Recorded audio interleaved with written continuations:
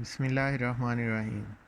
तो इंडक्टेंस के आर्टिकल के रेलिवेंट बेटा हमारे पास नेक्स्ट पॉइंट ऑफ डिस्कशन है इंडक्टेंस ऑफ अ सॉलिनाइड। तो जैसा कि मैंने आपको बताया था कि सॉलिनाइड हमारे पास जस्ट एक ऐसा मटेरियल हुआ करता है जिसमें हम कोर के ऊपर वायर को वाउंड कर दिया करते हैं, तो wire bounded material is known as solenoid. तो अगर हम बेटा नोट डाउन करें तो हमारे पास इस सॉलिनाइड के ऊपर नंबर ऑफ़ टन्स हैं पर यूनिट लेंथ। तो हम इस number of turns per unit length को लेटर स्मॉल एन से डिनोट किया करते हैं।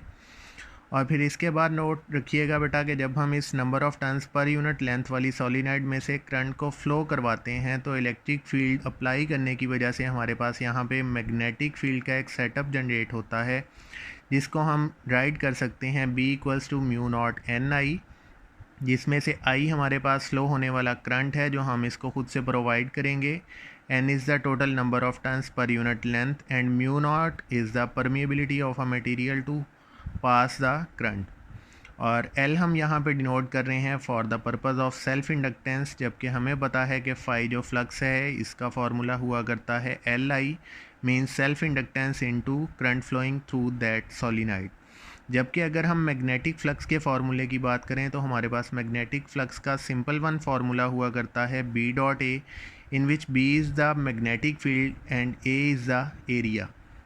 तो अगर हम बेटा बात करें total number of turns across से सॉलिनाइड, तो हम टोटल नंबर ऑफ़ टर्न्स को N से रिप्रेजेंट कर सकते हैं। सिंगल वन टर्न के कॉरेस्पॉन्डिंग फार्मूला है B डॉट ए। तो हम अगर total flux through that solenoid according to total turns देखना चाहें तो हम इस टोटल फ्लक्स के लिए क्या कर सकते हैं, B डॉट ए को N से मल्टीप्लाई कर सकते हैं। तो अगर हम बेटा इस फार्मूले के अंदर टोटल फ्लक्स के फार्मूले के अंदर B की वैल्यू सब्सिट्यूट करें from equation 1 mu naught N I, तो हमारे पास फ्लक्स का फार्मूला जनरेट होता है mu naught N I into area into number of turns.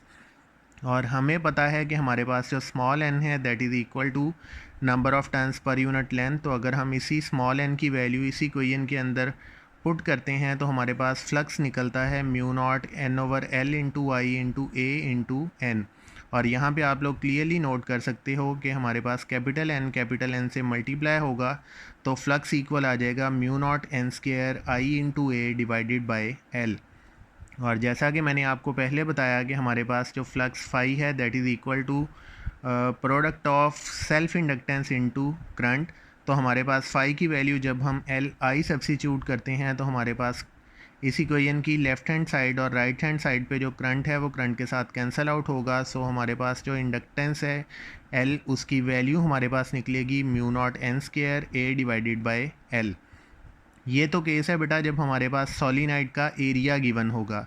Let's suppose अगर हमारे पास सॉलिनाइड के एरिया की बजाय हमें वो गिवन करता है रेडियस, तो हम इसी फार्मूले को कुछ इस तरह से मॉडिफाई कर सकते हैं कि हम इसके एरिया की जगह पे इसके रेडियस के लिए फार्मूला पुट कर सकते हैं पाई आर स्क्वायर।